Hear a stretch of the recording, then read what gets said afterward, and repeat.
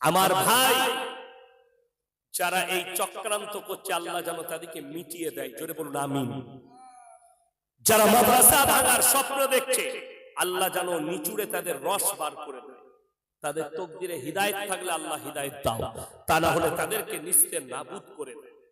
আপনি জানেন সব থেকে বেশি বর্তমানে ইসলামকে গালি কে দিচ্ছে, অথচ মুসলমান চুপচাপ বসে আছে। সব থেকে বেশি গালি দিচ্ছে মুসলিম ঘরের ছেলেরা, সব থেকে বেশি। তার মধ্যে ফেসবুক খুলুন, আসাদ নূর বলে একটা ছেলে আছে বাংলাদেশে, প্রতিনিয়ত আল্লাহকে, রসুলকে, মোহাম্মদকে গালি দিচ্ছে, ইসলামকে গালি দিচ্ছে লুকিয়ে। আজকে দেখলাম, আমি 1 মাস আগে কলকাতায় একজনের বিরুদ্ধে বলেছিলাম, সেই মেয়েটা প্রতিনিয়ত ইসলামের বিরুদ্ধে বলছে। তার নাম হচ্ছে নাজিয়া ইলাই খান। এই মেয়েটা ফেসবুকে সব সময় রসুলের বিরুদ্ধে, ইসলামের বিরুদ্ধে, মুসলমানের বিরুদ্ধে, দাড়ি টুপির বিরুদ্ধে বলছে। আজকে দেখলাম আর এক দালাল, তার নাম হচ্ছে বঙ্গ টিভি, তার সাক্ষাৎকার দিয়েছে। দেখো এই মৌলবি কি বলছে। আমি বলেছিলাম তোকে বাঙ্গাল থেকে, আমি বাংলা থেকে তাড়াবো 24 ঘন্টার ভেতরে, সরকার যদি স্টেপ না নেয়। সেই মেয়েটা, আমি তাকে বলেছি হারামের আওলাদ, এটা আমি প্রুফ করে দেব। আবার বলছি, যদি বলেন কেন, যে নবীজিকে গালি দেয় জানবেন সে হারামের আওলাদ না হলে মুহাম্মদ সাল্লাল্লাহু আলাইহি সাল্লামকে গালি দিতে পারে। তার প্রুফ কি আছে? যতগুলো স্কুল, কলেজ আর ইউনিভার্সিটি আছে, তাদের হেডমাস্টারের মাথার উপরে ছবি কাদের টাঙানো থাকে? ঈশ্বরচন্দ্র বিদ্যাসাগর, কবিগুরু রবীন্দ্রনাথ ঠাকুর, বঙ্কিমচন্দ্র চট্টোপাধ্যায়, শরৎচন্দ্র চট্টোপাধ্যায়, স্বামী বিবেকানন্দ, এদের ছবিগুলো স্কুলের হেডমাস্টারের মাথার উপরে টাঙানো থাকে। অথচ এই মানুষগুলো জীবন দশায় যতগুলো কথা লিখেছেন সব বিশ্ব নবীর পক্ষে, একটাও নবীজির বিরুদ্ধে কেউ কথা লেখেনি। স্বামী বিবেকানন্দ বলেছিলেন আমেরিকার শিকাগো শহরে যে পৃথিবীর মধ্যে যদি কেউ মহামানব থাকেন তিনি হচ্ছেন হযরত মুহাম্মদ মুস্তাফা, সকলে বলুন সাল্লাল্লাহু আলাইহি ওয়াসাল্লাম। এই হারামের আওলাদদের কাছে নবীজির অপরাধ কি? নবীজি সাল্লাল্লাহু আলাইহি সাল্লাম 6 বছর বয়সে মা আয়েশা সিদ্দিকা রাদিয়াল্লাহু তাআলা আনহাকে বিবাহ করেছেন। সংসার শুরু করেছেন 9 বছর বয়সে।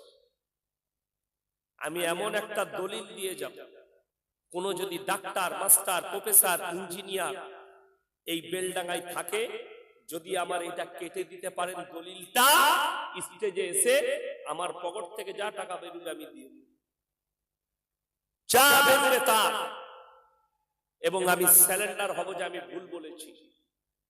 আল্লাহ নবী সাল্লাল্লাহু আলাইহি, শিক্ষিত সমাজ আগে শুনবেন, যারা মাথাকে ধুলাই করছে। এই নাজিয়া ইলাই খান হাতেতে আরবিতে লিখে রেখেছে আর বলছে দেখো আমি মুসলমান আছি। अरे यार बांग्ला तो बोलना अच्छा से सीख ले पहले। बांग्ला जाने ना, बोलছে আমি बंगाली में, তোর ভাষাতে পশ্চিম বাংলার লোক বলবে তুই বাঙালি না বিহারি মানুষ। তো বাংলা বলাটাই আগে ভালো করে স্কুলে ভর্তি হ, বাংলাটা শেখ, তারপরে আমার সঙ্গে লাগবি। আর আমি চ্যালেঞ্জ দিলাম এই বঙ্গ টিভিকে যে তোমার যদি হিম্মত থাকে আমার সামনে বস করাও, আর আমি প্রুফ করে দিব ও মুসলমান নয়। এটা যদি প্রুফ করাতে না পারি আমি পশ্চিম বাংলায় সমাজের বুকে আর কোনোদিন কথা রাখবো না ইনশাআল্লাহ। আমি প্রমাণ করে দিব, প্রুফ সবারই সামনে ওপেন চলবে। শুধু তোমার নয়, আমার 100টা ইউটিউবার থাকবে, তোমার চ্যানেল থাকবে, তোমরা যটা পারবে চ্যানেলকে ডাকবে, বাই ক্যামেরা চলবে। কলকাতায় যেখানে বলবি খালি পুলিশ প্রোডাকশন থাকবে, ইনশাআল্লাহ আমি প্রুফ করিয়ে দেব এই নাজিয়া ইলাই খান মুসলমান নয়। আচ্ছা, আপনারা আমাকে দাওয়াত দিয়েছেন, আমাকে প্রুফ দিতে হবে স্টেজে যে আমি মুসলমান কিনা। কথা বলেন, লাগবে? আপনারা জানেন ইয়াসিন সাহেব একজন আলেম, ইয়াসিন সাহেব একজন স্কলার, ইয়াসিন সাহেব কোরআন হাদিসের বক্তব্য দেয়। আমাকে আচ্ছা দেখবেন যারা চোর হয় তারা বলে আমরা সাধু, বলে না বলে না? যারা চোর হয় তারা কোনদিন বলে আমি চোর? তারা খালি বলে আমার মতো ভালো লোক নাই, প্রুফ দিতে চায়। এ মুসলমান নয় বলে আরবি লেখে দেখাচ্ছে আমি মুসলমান আছি, আমার হাতে এটা আছে। আবে টাট্টু করাটাই তো হারাম। ইসলামে টাট্টু করা কি হারাম। শরীরের মধ্যে কেউ টাট্টু করলে হারাম। নবীজি সাল্লাল্লাহু আলাইহি সাল্লামের হাদিস আছে স্পষ্ট, যারা শরীরের মধ্যে ছবি আঁকে, শরীরের মধ্যে কিছু লেখালেখি করে, তারা জান্নাতে প্রবেশ করবে। আর ও নিজের হাতে আরবিতে লিখে মানুষকে প্রুফ করেছে আমি মুসলমান আছি। আর আমি বলছি তুই হারামের আওলাদ আছিস, আমার কাছে প্রুফ আছে। যে মেয়ে মদ পান করে, আমি ভিডিও দেখেছি ওর মদ পান করে, আবার বলছে এই মলি সাহেব আমার বিরুদ্ধে বলে ভাইরাল হতে চায়। আরে আমার তোকে নিয়ে ভাইরাল, তোকে কেউ চিনে না। তোকে যতজন চিনে সবাই জানে এটা অবৈধ সন্তান নবীজিকে আর ইসলামকে গালি দিচ্ছে। আর ইয়াসিনকে আল্লাহর কৃপায় যতগুলো আমার মুসলমান ভাই চিনে সবাই আমাকে দোয়া দেয়। সকলে জোরে বলুন ইনশাআল্লাহ।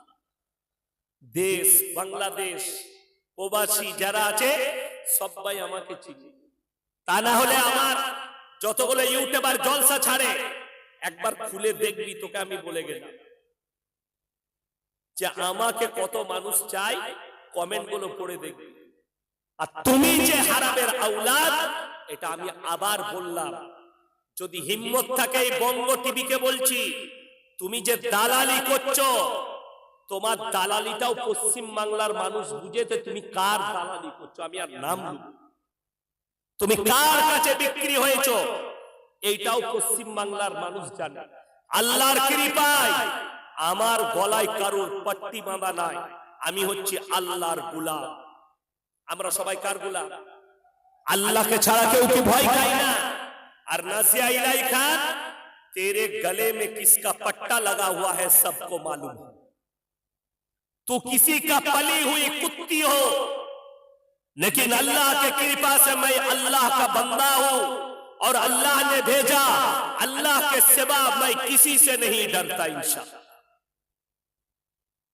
বড় কষ্ট লাগে আমার গলায় কারোর পাট্টি পড়ানো, যে আমি কারো পক্ষ নিয়ে বলবো। কোন রাজনৈতিক দলের পাট্টি আমার গলায় নেই, আর তোর গলায় কার পাট্টি আছে সব পাই যায়।